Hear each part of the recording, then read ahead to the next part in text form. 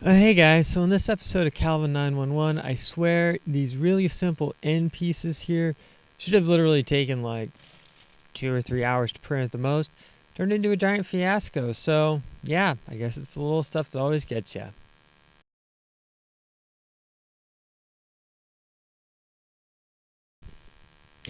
Okay, so what in the world made these simple little parts such a pain in the butt was originally they were supposed to be done in this, my gray PETG. And yeah, theoretically, that would have worked. The only problem is when my friend did the measurements on this, well, they weren't exactly done the most accurately.